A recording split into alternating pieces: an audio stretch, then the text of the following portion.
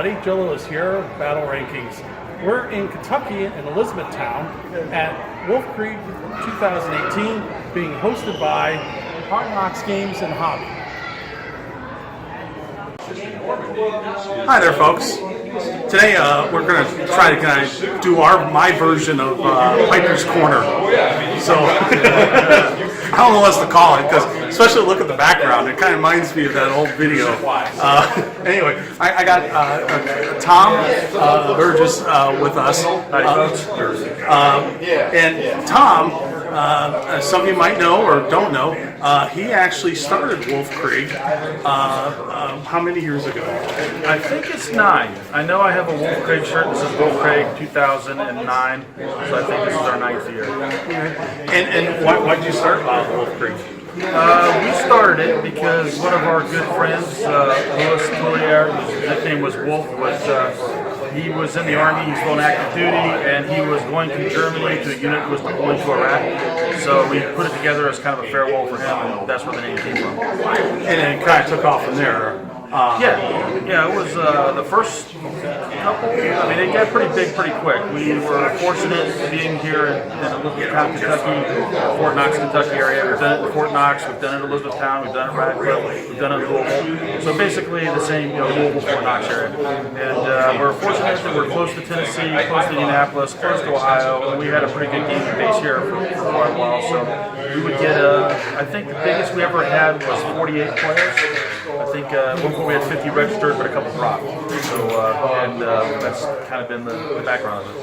And they always been themed? Yeah, always have been red on blue, and have always been themed. It's been kind of a hallmark of it. So I think a lot of people were willing to drive. When we first started doing it, there weren't many people doing tournaments that were themed tournaments back in those days. So it was almost everything was open. People were saying, well, we do a theme thing, or we do that, then people who have Russians will be mad, they can't play a D-Day.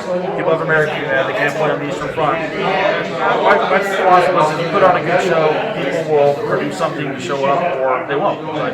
People, I think, appreciated that. I think people were willing to drive great distances. We had people flying from California. What was his name?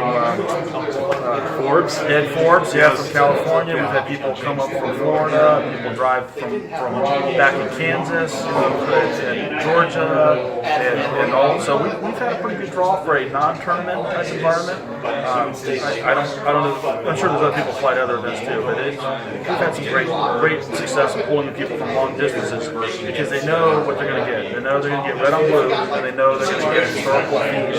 Boards are going to be set up to match. The armies will be set up to match, and that's just a great experience. Yeah. So one year my Ed Forbes story, hi Ed, was that he had his Hammer Forbes list. Histories with the trunks. Yeah, I put a list specifically to beat his, and Wolfkrieg first round. Nice. Yeah, he was like, I tried to get smart on this one. Being that this is a D-Day themed event this year, I was convinced that I'd see crocodiles. So I spent a fair amount of time this week beating up Yak Panthers because I wanted a crocodile solution. Not a single crocodile here today. No, there's not a single. One Brit, yeah. You've only one British player. Well, anyway, I've come to many Wolfkriegs. I think almost all of them. Almost all. I think I started in 2010. Okay, so I missed the first one, but I've always enjoyed them. That's why I keep coming back. Even you pass the torch to. Yeah, and I might step a bit more. It got kind of old after a while. So, 3 years ago, I said I don't think I want to run one for a while. Was getting kind of burned out, and so fortunately, Hard Knocks came, picked up the torch, and we continue to run them. And I'm thinking I need to probably get back into business, trying to help put these together and help coordinate them. So I may get back in that group. I've run some other smaller events in the interim since then, but I haven't run any major events, just a couple of other things. And I am going to run NashCon this year in June. and for some basically that local community. The Army's a late war, I guess, but just the books, cards, because a lot of the Tennessee folks are just starting off, so support that. And so I definitely want to help make it a little better in the future. Try to get a little more things going and maybe see what we can do to help get it back up to the levels we used to have. Yeah, Tom runs first-class tournaments. I think so. I still talk about the one at the Pat Museum. Oh yeah, that was good. Man, what a wonderful venue. We might be back in there. It reopens in June. So. That is such an awesome venue.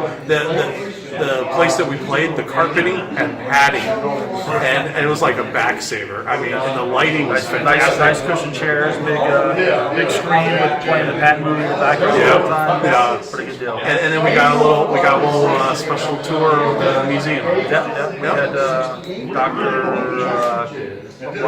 Bob Kramer.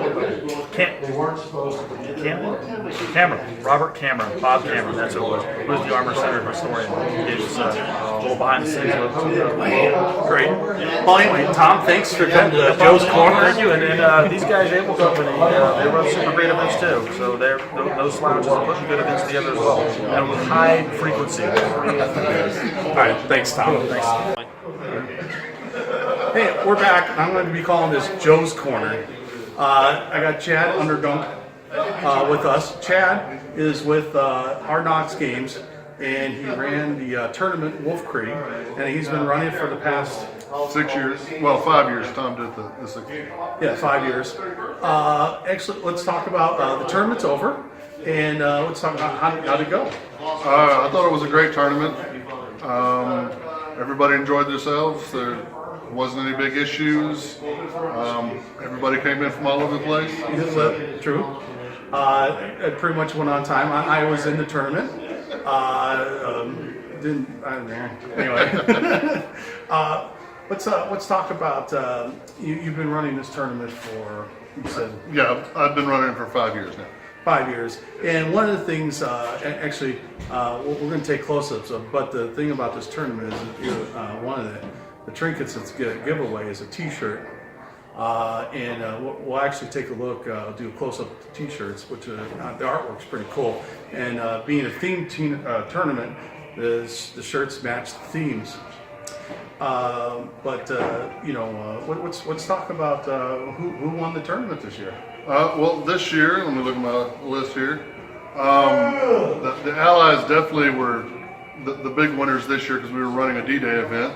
But Chris Fretz came in first place. Yes. So and that's for the Allies, and then for the Axis, Chris Novak came in first place. That's a double Chris. Right. And the thing that we do at Wolfkrieg is, since we're running a themed tournament, we give a best Axis and best Allied, and then a second for both because we're a bigger tournament, so we can kind of do that and give everybody something.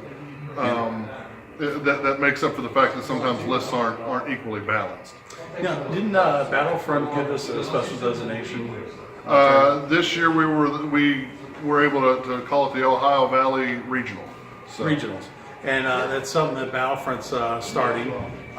Don't have any details, but they're planning to do instead of having nationals, it's kind of like the same idea as regionals. And so Wolfkrieg got selected to be the regional for the Ohio Valley area. Anyway, now let's talk about the next year. What's the plans for next year? Next year we'll be running another 2-day event like we did this year, which is 3 rounds Saturday, 2 rounds Sunday. And with that, because of the new books that are coming out, we're going to be running Mid-War East Club. So. Pretty much Russians and Germans. So sounds pretty exciting. Yep. Okay. Anyway, Chad, great. It was great. Thank you for running such a great event. Thank you. And looking forward to it next year. I'll definitely be back. All right. All right. Thanks. Thank you. I have the winner of the Wolfkrieg 2018 2-day event, Chris Fretz. Of course, my fellow Able Company member. Chris, How'd you do it? How'd you survive? What were you running? Well, I think I was running a unit from Task Force A, and I made a joke and post my list. I also post my lists up on Facebook. If you look on the Flames of War site or the unofficial Facebook page as well, I usually post a picture and a list there. But it was a basic Task Force A, so 2 units of tank destroyers, engineers, recon, then 4 Shermans, 5 Stewarts, 3 priests, cavalry recon, and I think that was about it. So a lot of light mobile stuff. And I think in this case, I heard a lot of the German players saying that well, we were ready for Churchills and crocodiles, and they expected a lot of Churchills and crocodiles. And we ended up with nobody running Churchills or crocodiles either. I mean, there were a couple of British lists, a couple Polish armored lists, but there was not a single Churchill or crocodile to be had. So a lot of the German lists were kind of loaded for high AT, but not many units because they needed to take care of those. So I was able to win 4 of my 5 games. The one game where I stumbled with a draw against Howard West and his Fallschirmjägers was against a big infantry unit with a lot of guns. I had to try and wear that down, and there wasn't enough time. But the other units, they just didn't have enough to deal with the mass of what was coming in from me. Yeah, the noise that you hear in the background is they're tearing it down, which will probably be kicked out here shortly. Well, anyway, hey, I thought Task Force A was dead when they killed the teleporting Tank destroyers? Tank destroyers. Well, I mean, the tank destroyers are still a good because they're cheaper because they're not as good in armor. I mean, you need to use them carefully. You need to kill what you see and not take return fire.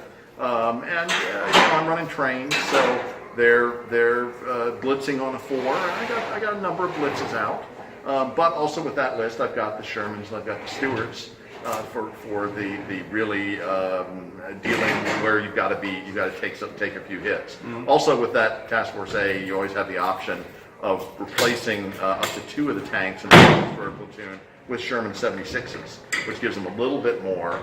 So I had 1 platoon that did that. The other platoon I kept as just Hellcats in case I got stuck into a deep reserve mission, because the Hellcats fit under the deep reserve restrictions, but the other one would not.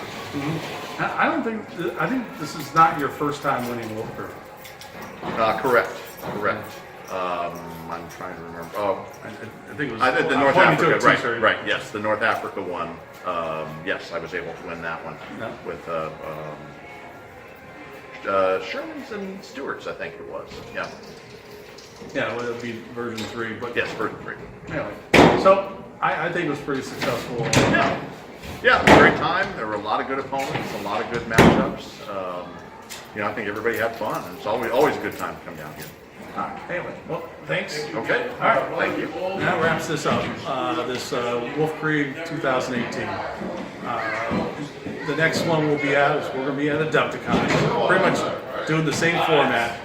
Have a good night. Okay.